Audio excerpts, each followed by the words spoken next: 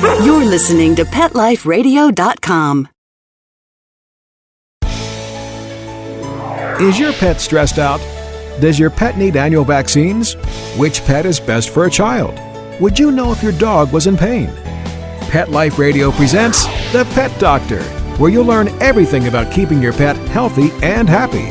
From pet care, pet meds and grooming, to pet food, pet insurance, and dental care, this is the place to find out everything there is to know about pet wellness.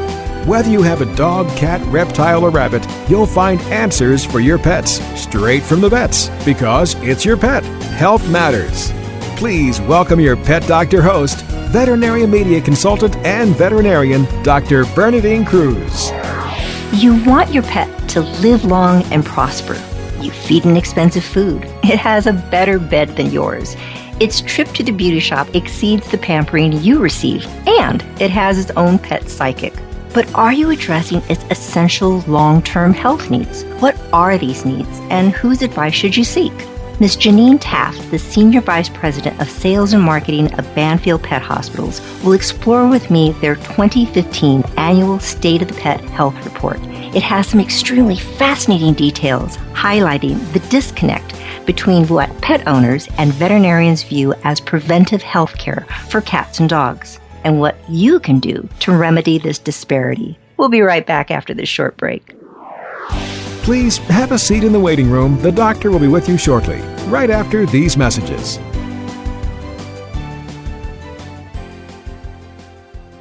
People say less is more. At Red Barn, we think less is better. It's what you won't find that sets our natural premium pet food apart. No byproducts, no corn or soy, no fillers. Just the natural ingredients your pets need to live the healthy life they deserve.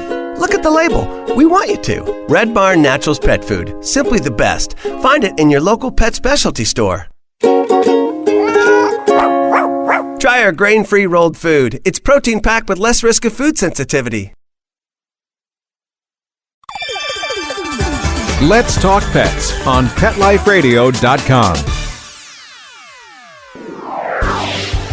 Welcome back to The Pet Doctor on Pet Life Radio with Dr. Bernadine Cruz. The doctor is in, and we'll see you now. Ms. Taaffe, thank you very much for being with us. I do appreciate this.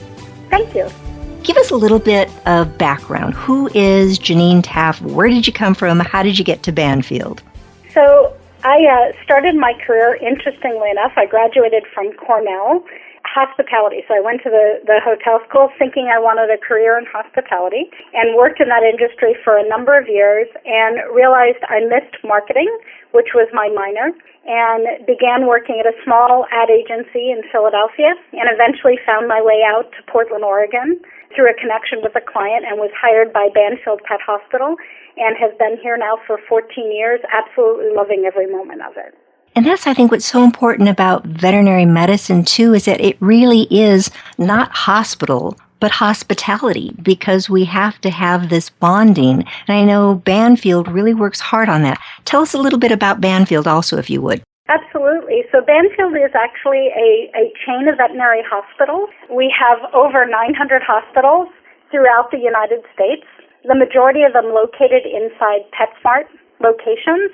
And really, that partnership was formed as a convenience factor for pet owners. Because one of the things the founder of the company noticed many, many years ago is that people were not taking their pets into the veterinarian as frequently as he believed was necessary. And so he believed a partnership with an organization that could help make getting that care slightly more convenient could potentially transform veterinary medicine. You know, it was really founded on the principle of preventive care and convenience for pet owners. And that's so true. It's interesting to see the statistics that's out there that the pet population is really growing. In 2014, I think it was estimated there was about 96 million cats in the United States and 83 million dogs. And the amount of money that people are spending on their pets is more than the economy for many small nations. It was like 60 billion they expect it to be in 2015, which most of that is going to pet food, like 22 billion, and about 14 billion to veterinary visits, which are decreasing. Why do you think that these visits are decreasing? Can't be just the economy with the amount of money they're spending. No, I really think it's a gap in the perception of pet owners and veterinarians in terms of what care is needed. I think the profession for a very long time has focused solely on sick pet care. So people know to bring their pet to the veterinarian when their pet is sick. There is no hesitation. If your pet has an issue, the first thing you do is pick up the phone, call the veterinarian, and bring your dog or cat into the veterinarian. But I think what is the trend that needs to kind of change is really following the dental trend in human medicine of twice-yearly visits for prevention. And so Banfield, many years ago, really changed the focus about being preventive care kind of mindset for the profession. And we have not seen quite the impact that the rest of the profession has to the slowing of veterinary visits, although we have not been immune. But it really is changing the mindset of being focused on preventive care instead of sick pet care. And I don't believe it's because people don't love their pets. In fact, I would say they love them more and more. Growing up as a child, we had a dog who stayed primarily outside. The idea of the dog sleeping in bed with me, I can't imagine my parents allowing that, and I can't imagine sleeping in the bed without my cats now. So certainly pets have become more and more important in people's lives. They are members of the family. I think people just really don't understand the need to go in for preventive care. I think you're exactly right. And preventive care is so fascinating. It was just this week when the American Cancer Association came out with their new guidelines for human breast care for women and mammography. And talking to my own OBGYN, she goes, nope. I still recommend starting younger than 40 if there is a medical issue, doing it on a yearly basis, even when you're getting older. And here is, the consumer, myself and all these other women going, but what do we do? And what is preventive pet care when it comes to our pets? How did Banfield ask the question? How did they figure out there's this disconnect? What do pet owners think? And how did you contact these pet owners? Yeah, so we actually used a very interesting research kind of methodology. So rather than doing focus groups or doing any type of consumer research, we did what's called an online anthropological research project, where we actually just pulled information for how people were naturally talking about pet care, pet health, and the questions they were asking online. So we actually pulled that data for an entire year and then looked at all of that information to find out what they were talking about, how they perceive presenting. So we did not present with any questions. We just sat back and listened. How radical. Everyone's always, you kind of get people to go your way. It's like, oh, if this is a question they're asking, this must be the answer that they want. So that was fascinating. You just kind of sat back and eavesdropped a bit. We did. So we had over 2 million organic online consumer conversations over the course of an entire year. Wow, that is a lot of information.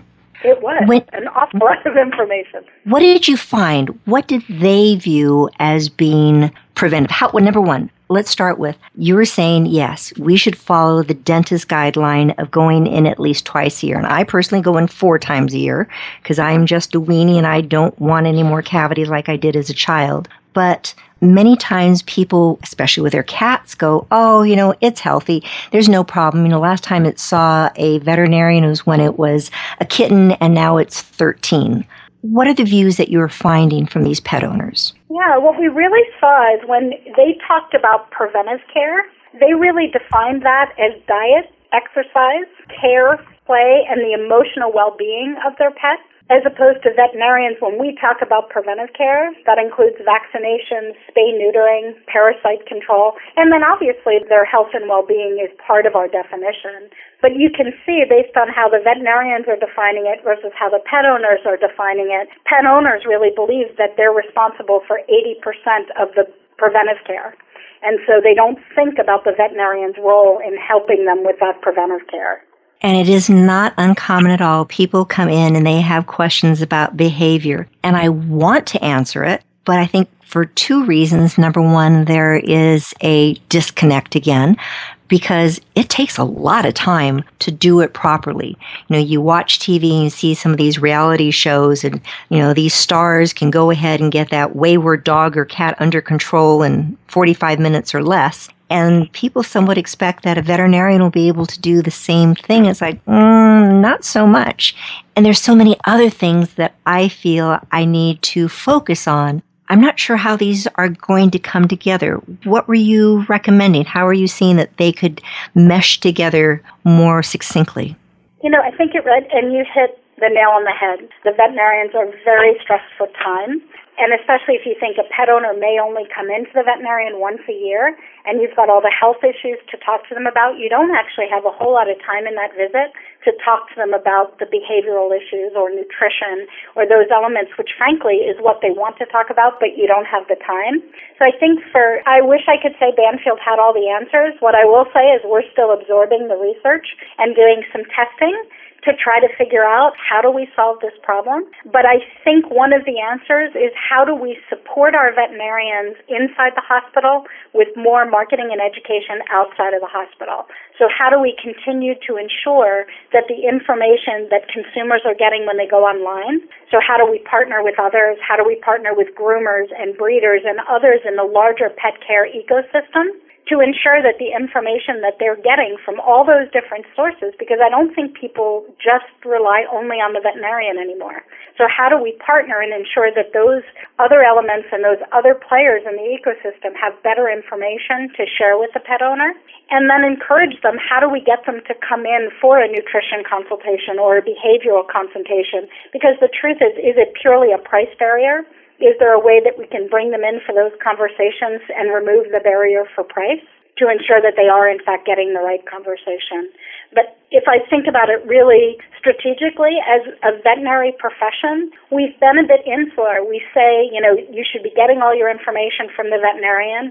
Over the years, we've raised our prices. We've made getting care less affordable for the consumer. And so what we're finding is they are going to other sources in the ecosystem. And as a profession, we've been frustrated, but I'm not sure we've done anything to either partner with the broader ecosystem or look at our own pricing strategy to say, is there a way that we can incent these pet owners to come in more frequently?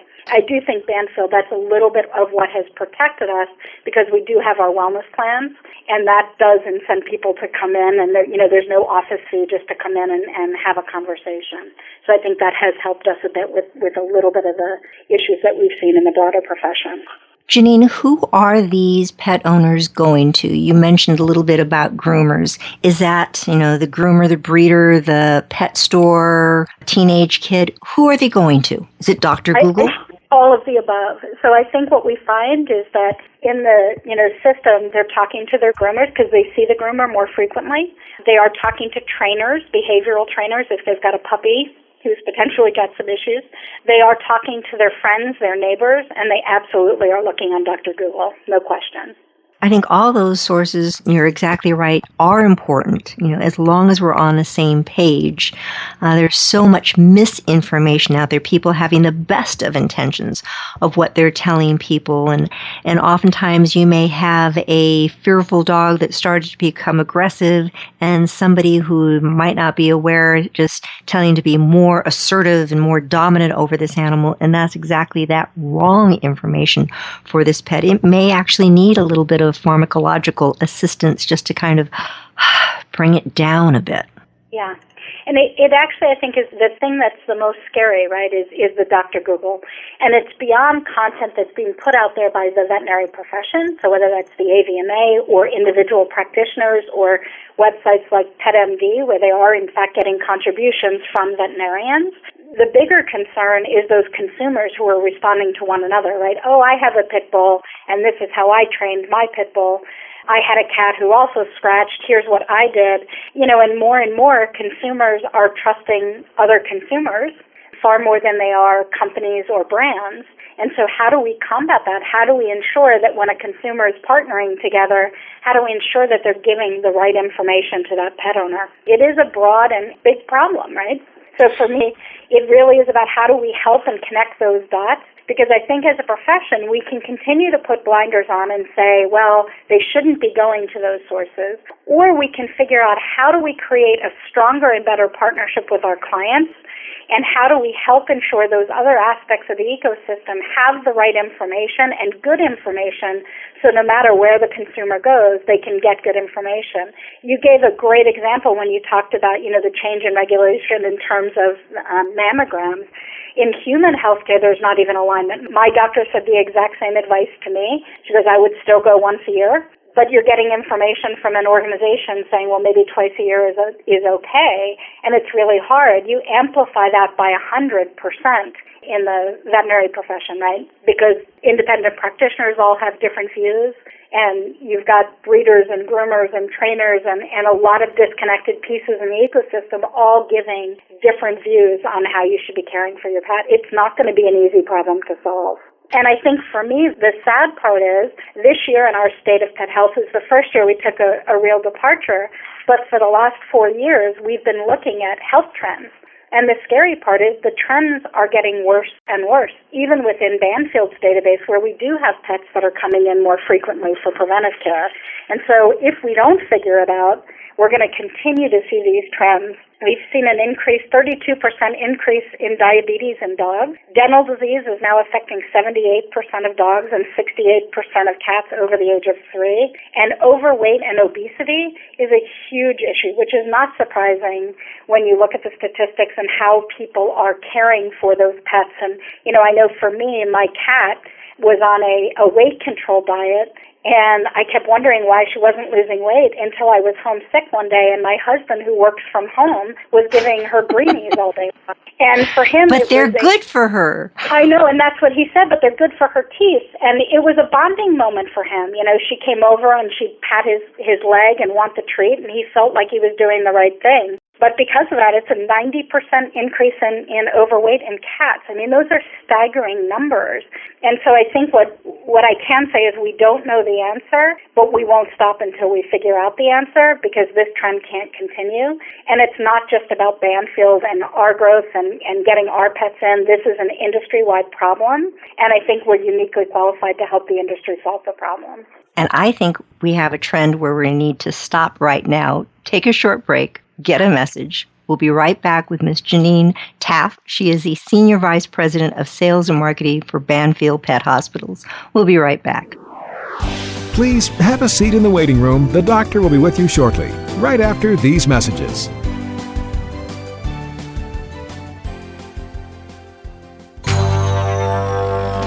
It's DesignerPetSweaters.com. Hand-knitted designer sweaters for your precious pup or cool cat. Beautiful couture patterns for your pets, including custom-knitted formal wear, casual wear, yachting, and even sports-themed. Many designer pet sweaters include feathered tammy hats, top hats, and a lot of sparkle. Each sweater includes leg loops, front paw sleeves, and leash opening. Visit DesignerPetSweaters.com to order your four-legged fashions today. Your pets will stay warm for the winter and be runway ready. Large or small, we fit them all. DesignerPetSweaters.com.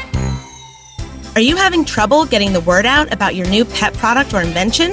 Let Whitegate PR open the gate to your marketing and public relations efforts. We've been specializing in public relations in the pet industry for over a decade. From press releases to media relations and publicity to pet trade shows and launch events to social media, the pet-friendly team at Whitegate PR has you covered. If you listen to the wise words of Bill Gates, he says, "If I had $1 left, I'd spend it on PR." Learn more at whitegatepr.com. Pet Life Radio, the #1 pet radio network on the planet, joins forces with iHeartRadio to put the power of your pets in your pocket. Awesome. Download the iHeartRadio app and rock Pet Life Radio on your phone, on your tablet, on your Xbox, in your car. Pet talk, pet tunes, and fun pet times. Pet Life Radio and iHeartRadio. Positively Possum. Let's talk pets. Let's talk pets On Pet Life Radio. Pet Life Radio. PetLifeRadio.com. Welcome back to the Pet Doctor on Pet Life Radio with Dr. Bernadine Cruz. The doctor is in, and we'll see you now. Ms. Taaffe, you were saying before the break these trends, and yes, I'm seeing them in my own practice. The obesity, the dental disease, the people just are unaware. I flip the lip, and during my just routine wellness exams, I'll always have the owner come up, help hold the pet, take a look, and going, look, I need to have you do this every month if you can yourself at home, because you're going to be seeing your pet much more than I ever will. So I want you to be able to give, like we're supposed to do our own breast exams, I want you to give your pet, cat, dog, an exam. What's the body condition score? You see it every day, and it's hard to tell that it's, getting a little bit fluffy there. And before it becomes obese, when it's just fluffy, get some of the weight off. Try to figure out why. And then there's no special food. What's the dental issue? They look at the little teeth in front going, that's nice. Let's look at the guys in the back. Oh my goodness. They just are not aware. So yes, getting that education out there to them. Non-anesthetic dentistries is a real bugaboo for a lot of people, and there are some places in the United States where you can go to your groomer and get the teeth cleaned, and this is not in your pet's best advice. What other trends are you seeing? So pet owners have concerns. What are their reasons? You said if they have a specific disease, they're going to see their veterinarian. What are some of the other main reasons they're seeing their vet? Yeah, they're coming in for specific disease issues for sure. Symptoms and behavior. So they are coming in if they're seeing a change in their pet's behavior. And the one place that I think we are aligned as a profession with the pet owners is certainly for vaccination and routine preventive care like flea and tick and heartworm. So there are some places where the profession and the pet owner are absolutely 100% aligned, and that's really good news because what it says is when we do it right, we can in fact bring the pet owner and the veterinarian together. The disconnect is in exactly what you just described. I'm sure you run a great preventive care practice if those are the conversations you're having every day with your pet owners, right? Because it really is helping them understand that they play a significant role in the care of their pet, and we're better together. It really is about that partnership between the veterinarian and the pet owner. And it's interesting, a few years ago, we did a kind of a rebranding campaign to look at our hospitals and look at our brand and what does it stand for. We did a significant amount of work around the word partnership versus relationship because oftentimes the veterinarians are the knowledgeable expert, and there is no question they bring a certain level of expertise. But what we heard from pet owners is that they also bring expertise to the equation because they're with that pet 365 days a year, and the veterinarian may only see that pet 1 day, 2 days, or in my case, in your case, maybe 4 days a year. And so how do you make sure that the pet owner understands the role that they play in the health and wellness of their pet and the role that they play in helping to inform the veterinarian of the role that they play? Because I think at times the veterinarian is so focused about trying to impart their knowledge about the things that they're experiencing that they sometimes forget to ask those questions of the pet owners. So the more the veterinarian can pose questions, what are you seeing? How has your pet been behaving? What kinds of behavior changes are you noticing? Are they still eating? Because oftentimes, I remember one of the best conversations I ever had with my veterinarian at Banfield, that was exactly what it was. It was a question and answer session. And I had come in with certain things I was looking for, but as he started to ask me a few different questions, I realized that my cat had in fact been drinking less water, that she had in fact been sleeping more. Neither of those questions would I have brought up on my own. Because, cats sleep 16 hours a day. What's an extra hour? And maybe hadn't noticed, but he posed a number of questions which pulled out of me some things that made him run an additional test. And in fact, she was diagnosed with diabetes, which I'm not sure we would have known immediately. We caught it very early in the cycle. And you're so right, Jeannine. That subtle change can be very significant.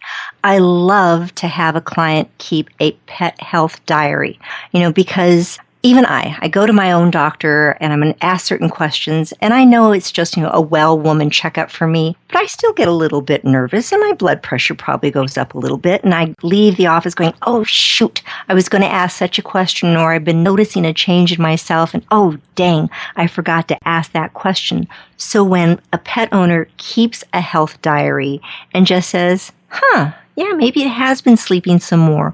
Or the pet, when it wakes up in the morning, that dog's not bounding out of bed as, quickly as it used to be. Yeah, it's getting old. It means nothing. But you're right. By combining forces of what the pet owner sees at home and what the veterinarian with their expertise sees, feels, hears, sometimes smells in an office call, put it all together and you really have that personalized approach of pet care for your pet. That's exactly right. With Banfield, I know you have wellness plans. Explain a little bit where that philosophy came from and what these wellness plans involve. Yes, like I said, the founder of Banfield really had a strong focus on preventive care. And the wellness plans really were started as a way to remove a barrier for clients coming into the veterinarian. So in some of the early research that was done at Banfield, what we found is pet owners were hesitant to come into the veterinarian, partly like you said. A, you may not see the behaviors in your pet, or you may kind of self-diagnose and say, oh, they're just getting older. And then secondly, a pricing barrier. So clients, going, I can't really afford to pay an office visit just to find out I'm an anxious pet owner and there's nothing really wrong. And so really they were brought to life as a way to help veterinarians educate about preventive care with the owner, as well as a way to really remove a barrier for care. So at Banfield, our wellness plans have unlimited free office visits. So you can come in throughout the year, and there is no cost to the actual office visit. And then it includes a set kind of list of services that are included depending on the plan that you're on. And those plans are really designed around health stages, so puppies and kittens, young, healthy pets, more senior pets, or maybe a pet that is young but has more health issues. So the plans are kind of advanced based on the needs of that pet. And what it does is it says, here are the services you need in 1 year, and it just allows you to spread the payment of those services over the 12 months. And really, they're designed to help our veterinarians have a good conversation with the pet owner about all the aspects of preventive care that are included in the plan, as well as removing a barrier for the cost of care and allowing those clients to spread that cost over a 12-month period. I love it. And it sounds like a wonderful program because, yes, oftentimes you do have a question, but you have that concern about cost. And maybe I'm just being the neurotic pet owner. You were talking about the various life stages, and if you could kind of, in a general form, go through, okay, as a puppy kitten, what are the preventive measures that need to be taken for that life stage versus adult and senior and those ill pets? What would you do? What would be the recommendations for a puppy or a kitten? Yeah, so we obviously have a plan that's designed for the puppies and kittens, but if I talk in really broad terms, what you're doing with a puppy and kitten is really alleviating the concerns and stress that comes with bringing a new pet into the family. So whether you're a first-time pet owner or you're bringing a puppy or kitten into a household where there are existing pets, your veterinarian should be partnering with you to talk about what you need at that stage, what the needs of that pet are, and really building the plan that that pet is going to need for their first year of life.